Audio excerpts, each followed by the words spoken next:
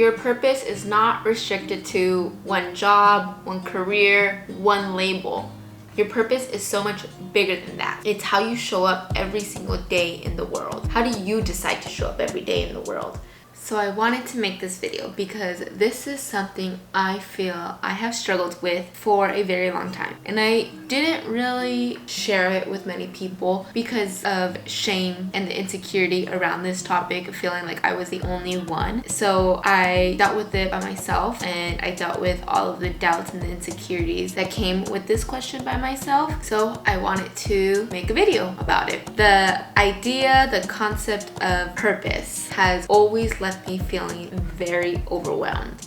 I have always felt like everyone around me always knew what they were doing. They always knew what they were good at. They always knew what their life mission was, at least so it seemed. And I always felt like, oh my gosh, did God forget about me? Did he forget to give me a purpose? Like, am I put on earth and did he forget about me? I went to college and I was like, oh, you know what? I will figure this out in college. And when I graduated, I was like, I still don't know what my purpose is. In this video, I am just sharing some tips of how I gained more clarity and how you can do that too. Don't worry, this isn't a 5-step method to figuring out your purpose or a millionaire morning to figure out how to do what you're supposed to do with the rest of your life. It's none of that. So without further ado, let's get into it. So let's first start with where I think we went wrong with this idea, with this idea of purpose. So for starters, when you meet someone for the first time, how does it usually go? It usually goes something like this. Hi, my name is Tom. Nice to meet you. What's your name? Hi, Tom. My name is Lisa.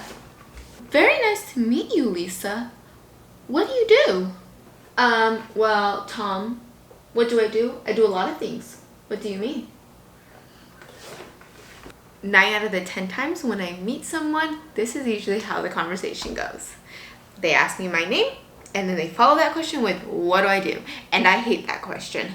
I hate it because we focus too much on what we want to do versus who we want to be. And when people ask me, so what do you do? I always want to answer, well, what do you mean, Tom? What do you mean, what do I do? I do a lot of things. I do on the weekends, I like to go hiking. I like to go to the beach. I like to walk my dogs.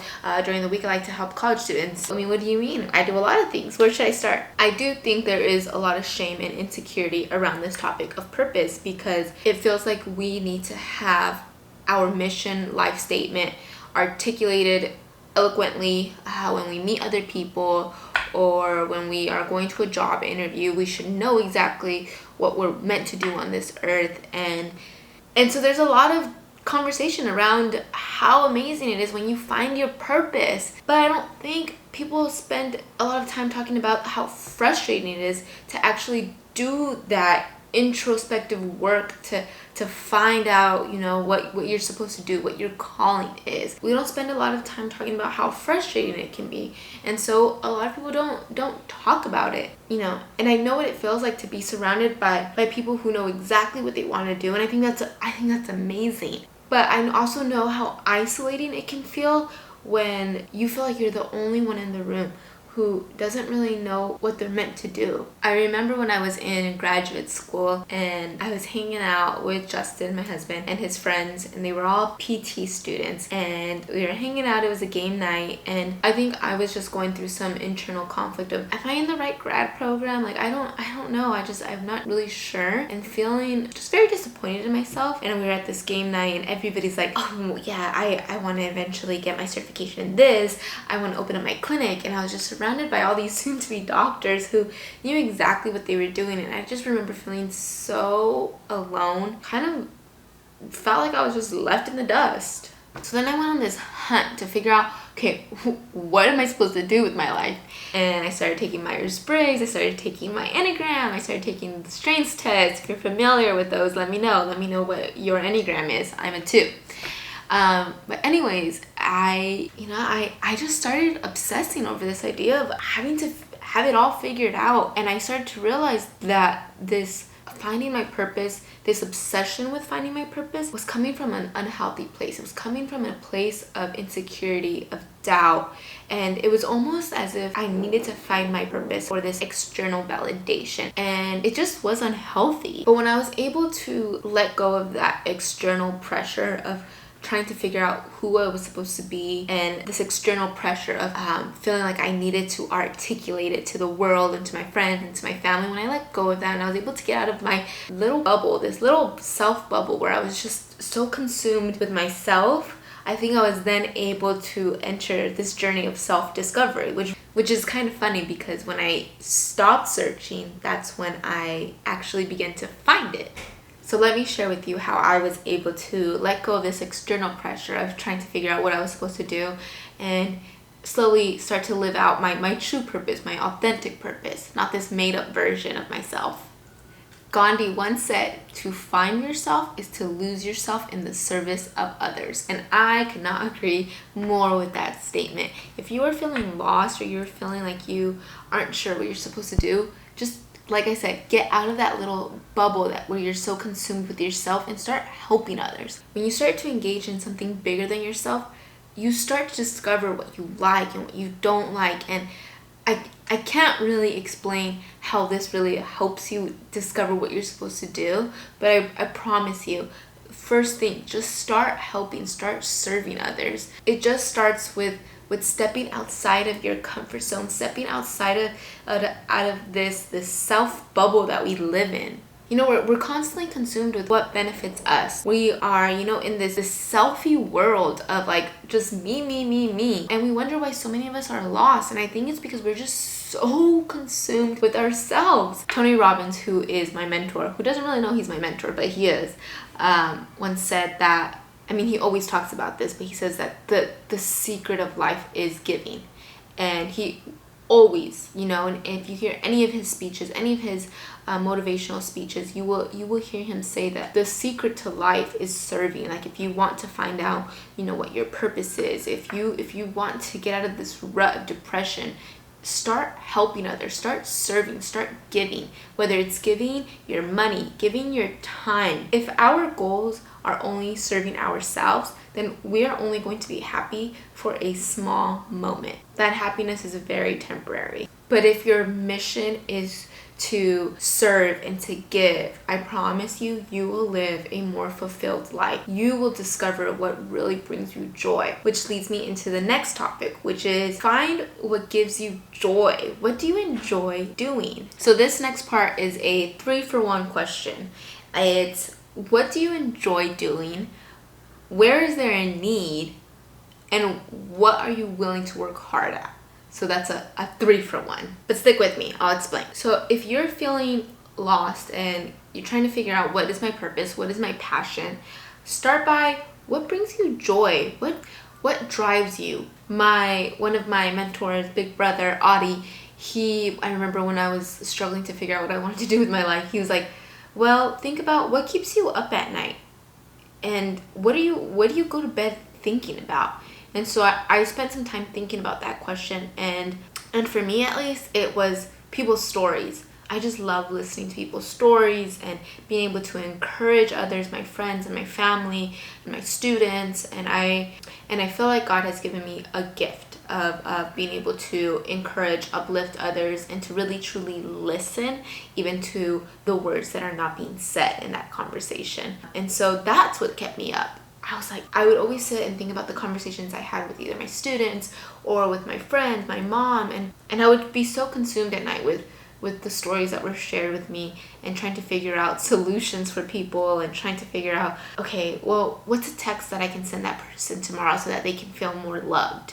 But maybe for you, it's you're up late at night thinking about art, or you're up late thinking about the human body and how it moves. Like, everybody is so different, but what really drives you? What brings you joy? And when thinking about what brings you joy, try not to think of it as like a career or try not to think of it as a job or a career. Think about it, what are the aspects of that job that brings you joy, or what are the aspects of that internship that brings you joy, not the internship itself. So for so long I was like, should I be a psychologist? Should I be a K-12 school counselor? Should I be a nurse? I was so fixated on the idea that your purpose equals a career.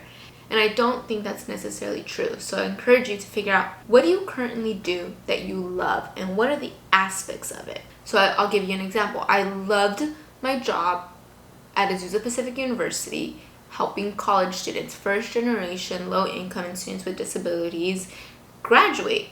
But I don't think that was my purpose. I don't think I was put on this earth to be the trio director. So when I think about what aspects I loved creating safe spaces for people where deep connections could be built. I loved being able to uplift others, be able to bring joy into spaces. I loved being able to help people feel seen and help people feel heard. But I don't necessarily need to be a director of trio or a career counselor to do that. I can do that anywhere. I can show up as a computer scientist and still live my purpose because I can still do those things. I can show up as a college counselor and still live my purpose, or a stay-at-home mom and still live my purpose. My purpose isn't defined by a specific career. So you've probably heard this saying, if you love what you do, you'll never work a day in your life. Well, honestly, I call BS on that. If you do what you love every single day, it's still going to feel like work.